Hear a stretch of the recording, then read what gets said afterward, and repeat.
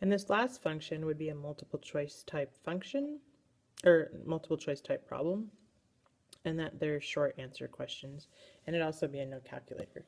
So if I have this function defined by the area, and I'm looking at the area starting on the interval from 0 until some particular value along the x-axis, and it says find g of 0, and then of course you know you're supposed to plug in 0. So that means now I'm going from 0 to 0 because I'm plugging in for x, and I know that the area between 0 and 0 is 0 because there's no width. I don't even have a rectangle. So that was way too easy. Come on, Torres, give me another one. Okay, fine. So what if I change it to 1?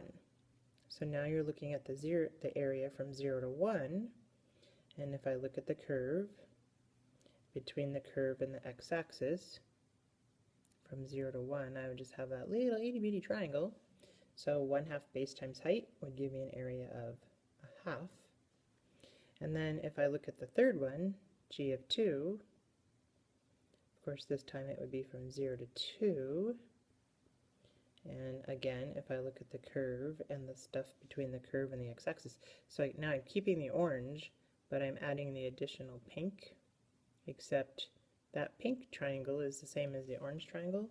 So when I add them together, remember this bottom one has a negative area.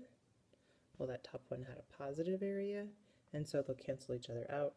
So I'll have 1/2 plus negative 1/2, which is 0. So you can see how those would be quickly answered on the multiple choice section.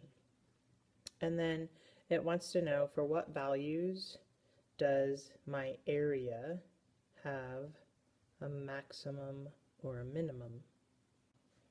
So of course when I think of maximum or minimum, I should be thinking first derivative. So I need to take the derivative,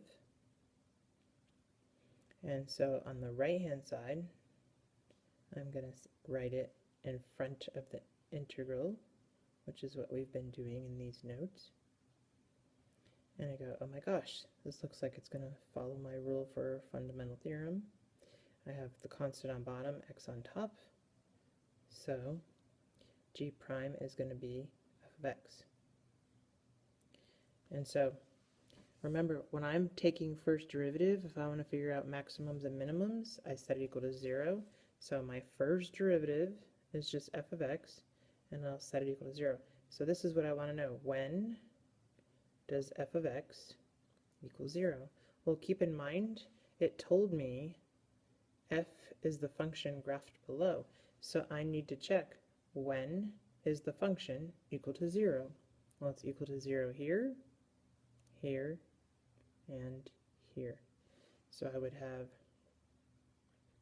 at x equals 1, 3, and 7.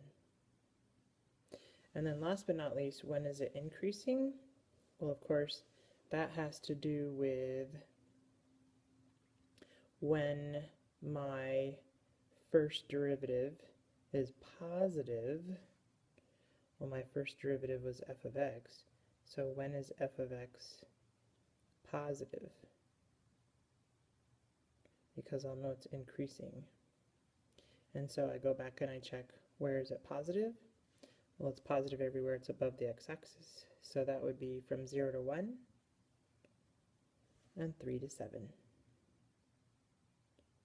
These are always thinking questions, but they don't require a lot of math, so they lend themselves well to the multiple choice.